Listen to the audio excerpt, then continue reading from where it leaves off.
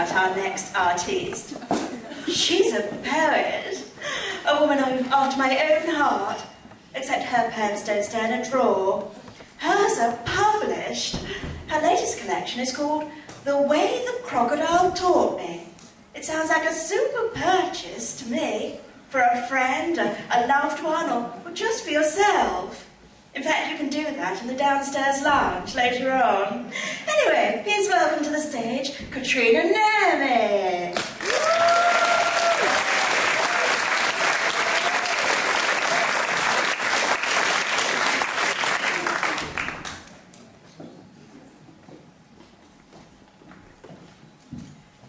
I am what you call a hooligan. Emily Pankhurst. This poem is called Slapping the Inspector.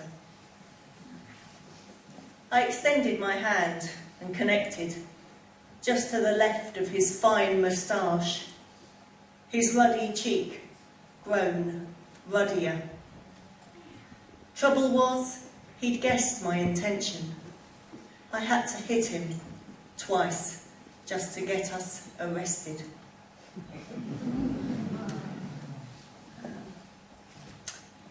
All of the poems in this pamphlet, Hooligans, are inspired by the suffragettes. I started writing it because I found out a few years back that my great nan, Eliza, had been in the Women's Social and Political Union, WSPU.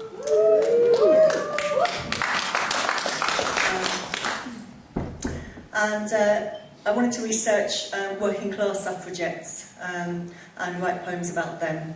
So this poem is inspired by Annie Kenny, who was a working class factory worker from Lancashire.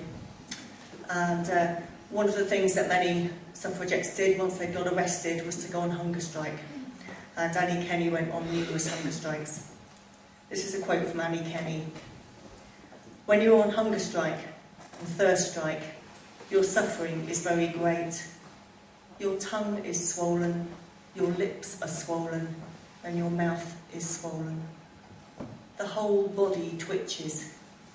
But you have no fear at all, though you know perfectly well you may never leave prison alive. This poem's called The Assault. They told me it's the first 24 hours that's the worst. I expected headaches, a growl in the stomach, but not and how it came. I ate as big a breakfast as I knew how on the day I'd be arrested, with 2 whole pots of tea. Yet before dawn, water began pooling on the floor of my cell. Iced buns marched at the foot of the mattress, like a small platoon just out of reach. Strawberries bounced against the iron door in time to the thud in my head. And then they came, 6 of them, with a long rubber tube, pink in a bucket. They forced me to the floor. 1 sat on my knees, 2 held my shoulders, 1 more held my head, yanking it back, his thumbs in the sides of my mouth, finding a gap. I made to bite. They were too quick, too practiced. I bit on a metal tongue, a split tongue, which levered my jaws open.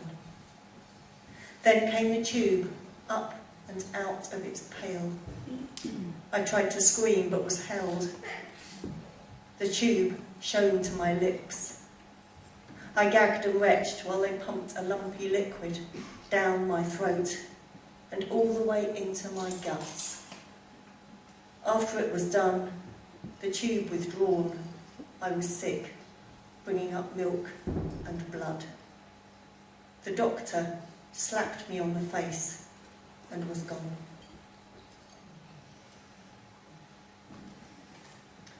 This one's a bit jollier. It's going to read 2 poems from my latest book, The Way the Crocodile Taught Me.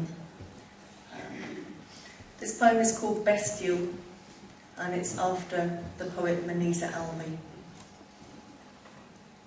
My husband took to running on all fours, sniffed me to communicate, licked and nuzzled. For my birthday, he fetched peonies from the park, snapped at the roots in his teeth. He liked his arse in the air.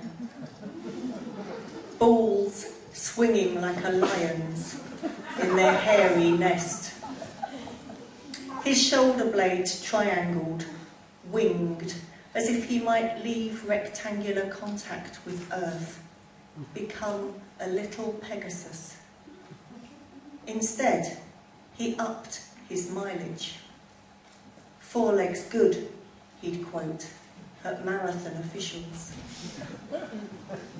On our first anniversary, to prove my love and to help his posture, I took him to the optician, who made him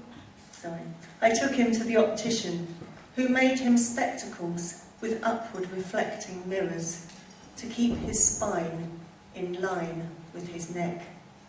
He ran all the faster. One night, he asked to be excused from the table, lapped his food from a silver dish at my feet, slept at the foot of the bed. Sex was barely any different to before, but I had to lower myself for his kisses. I balked at his pleading for a collar and lead. Initially.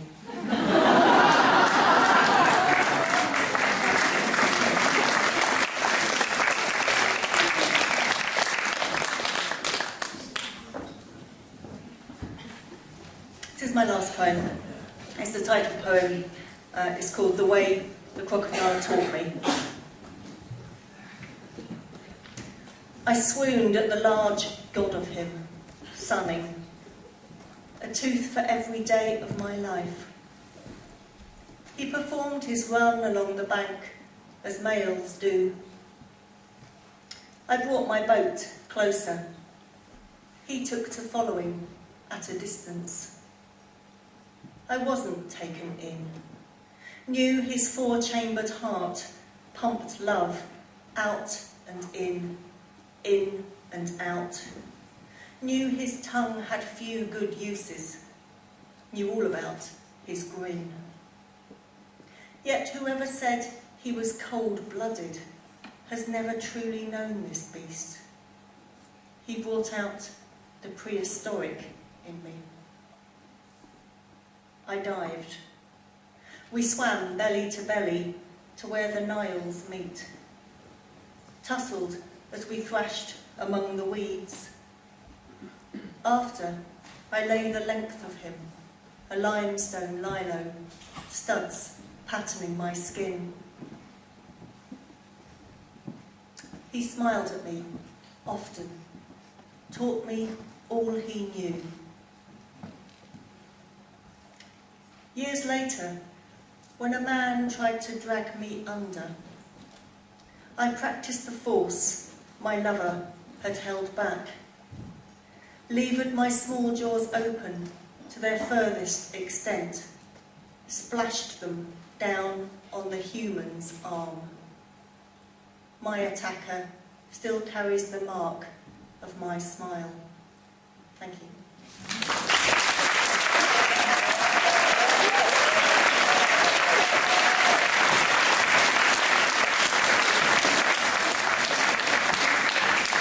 Well, a woman of wonderful words there.